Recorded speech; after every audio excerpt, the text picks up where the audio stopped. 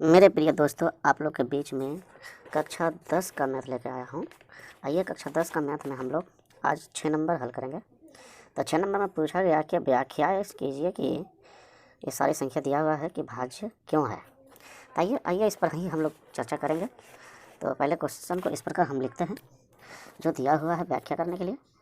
जैसे दिया हुआ है 7 गुने 11 गुने 13 प्लस 13।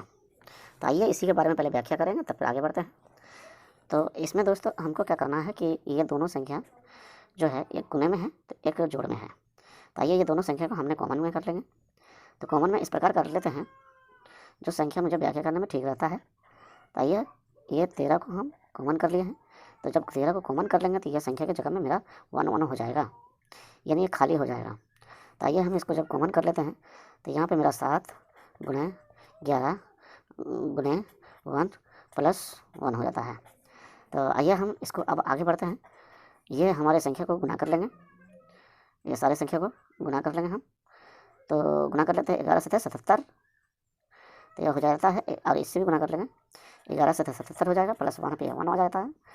अब जो है ये संख्या मेरा 13 है। अब इस संख्या में इस दोनों को गुना में हम लिख लेंगे, तो यह हो जाएगा 78 जोड़ने के बाद। तो यह मेरा भाज्य संख्या है दोस्तों। तो इसे कहते हैं भाज्य संख्याएं। क्या कहेंगे? यह भाज्य संख्या है। तो आइए अब नेक्स्ट पॉइंट में है। नेक्स्ट पॉइंट में क्वेश्चन है इस प्रकार से और है। आइए हम और से आगे बढ़ते हैं। 7 गुने 6 गुने 5 गुने 4 गुने 3, ठीक है। ये संख्या चले जाएगा गुना फिर 2 गुने 1 प्लस 5 है दोस्तों।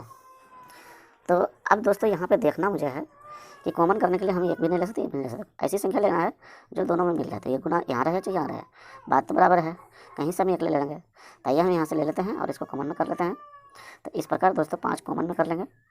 तो ये मेरा हो जाएगा 7 गुने 6। अब यह तो हम कहीं भी लिख सकते हैं, तो वही हो जाएगा गुने 1 गुने 4 गुने 3 गुने 2। एक तो संख्या कितनों बार गुना करेंगे तो वही मेरा आ जाएगा। तो 1 गुने 1 हो जाएगा। इस तरह से ले सकते हैं, या गुने यहाँ पे 1 दे करके भी लिख सकते हैं। देखिए गुने ऐसे दे करके भी लिख सकते हैं, बस यही संख्या हो सकता है।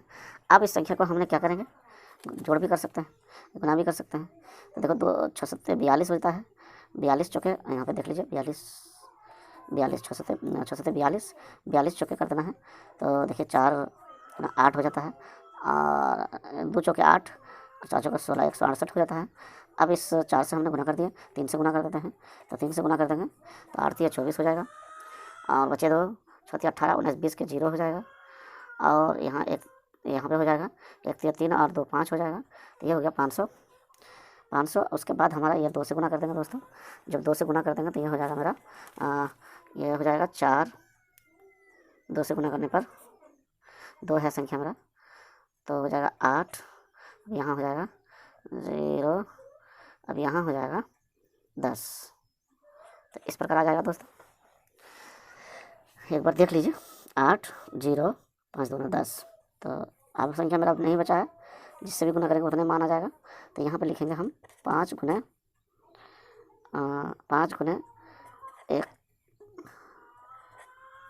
5 गुने हो जाएगा 1008, प्लस यहाँ पे 1 है दोस्तों। 1 इस प्रकार है, तो 1 को जोड़ देते हैं पहले।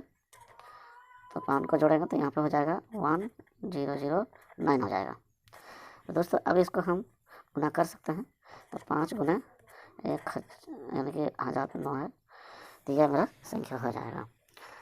तो यह संख्या दोस्तों भाज्य हो जाता है, ये संख्या भी भाज्य हो जाता है। तो इस प्रकार इस संख्या को हम कहेंगे भाज्य है। यहाँ भाज्य का स्पेलिंग हमने मिस्टेक से लिख दिया है, भाज्य संख्या है, ठीक है। ये जो है भाज्य संख्या है।